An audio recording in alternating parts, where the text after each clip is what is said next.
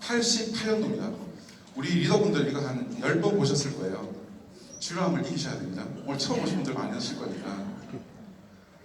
근데 88년도인데 제가 컴퓨터 한 지 5년이 되거든요. 근데 컴퓨터 프로그램의 일은 프로그램을 짜는 것보다 에러 난 거 고치는 데 시간을 더 많이 보냅니다. 코딩 해보신 분 잘 아실 거예요. 근데 왜 에러가 났을까라는 생각을 맨날 합니다. 근데 저 때 저는 누가 시켜서 한 게 아닙니다. 저의 이때 Y는 뭐였냐면 정말 재밌는 게임을 만드는 거였습니다. 근데 정말 재밌는 게임을 만든다고 해서 뭐 저한테 누가 돈을 주는 것도 아니고 아무것도 아니었습니다. 근데 저는 정말 재밌는 게임을 만들고 싶었습니다. 저 때는 인터넷이 안 돼가지고 게임이 재미없을 때입니다. 그래서 밤새면서 정말 불굴의 의지로 새벽 4시까지 맨날 하면서 학교 가서 맨날 자고 집에 와서는 저러고. 근데 성적은 괜찮았어요. 그래서 부모님이 얘가 학교 가서 열심히 하나보다 생각했었습니다. 제 자랑입니다. 그렇게 즐겼습니다. 저는 게임 프로그램 짜는 걸 즐겼습니다. 근데 여러분 즐기는 사람 누가 이기나요? 저는 대학 가서 너무 편했습니다. 왜냐면 저는 즐겁게 프로그램 코딩을 하다가 대학 문과대학을 입학을 했는데 대학 가가지고 컴퓨터 안 배워도 됐으니까요. 남들보다 좀 앞서 있었던 거죠. 그래서 제가 즐겼던 게 참 행운이었던 것 같습니다. 그리고 그 즐기면서 저는 이제 유엔에서 프로그래머로 일을 할 수 있는 기회도 가졌었고, 보시는 것처럼 미국 마이크로소프트 본사의 초청을 받아가지고 저런 교육의 기회도 가졌습니다. 사진 보여주면 저보다 옆에 있는 외국인을 더 보더라고요. 여하튼 참 저는 운이 좋았습니다. 시골에서 태어나가지고 뭐 이런 것까지 했으니까 저는 얼마나 운이 좋은 사람이었겠습니까? 네.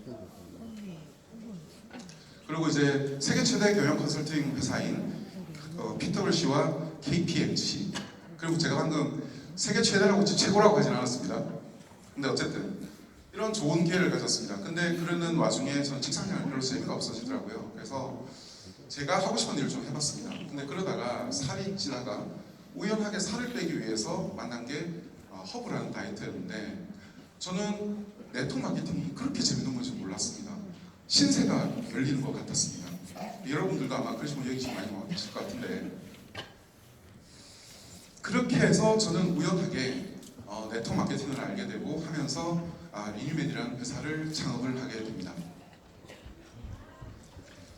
기본 긍정 의지. 근데 의지를 제가 저 빨간색으로 표시를 해놨잖아요. 그 이유가 있습니다.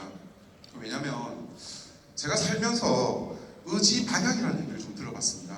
제가 학교 다닐 때 공부하는다고 한번 들어본 것 같고 또 한 번 들은 적이 있는데 좀 이따 소개시켜드리겠지만, 우리가 어떤 일을 할 때 여기 좀 오셨으니까 하나 제가 메시지를 좀 던지고 싶은 게 바로 의지입니다. 의지.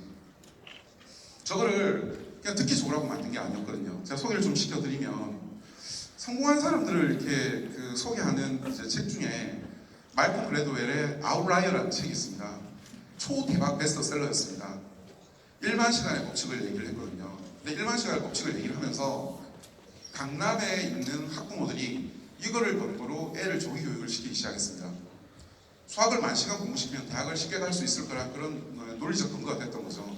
근데 이 책에서 말하는 성공은 뭐냐면, 예를 들면 빌 게이츠, 하필이면 부잣집에 태어나서, 하필이면 부자 고등학교 가서, 하필이면 60, 70년대 컴퓨터가 있는 고등학교를 가서, 하필이면 PC붐이 일 때 그런 것들이 맞아떨어졌기 때문에 성공했다고 하는 거죠.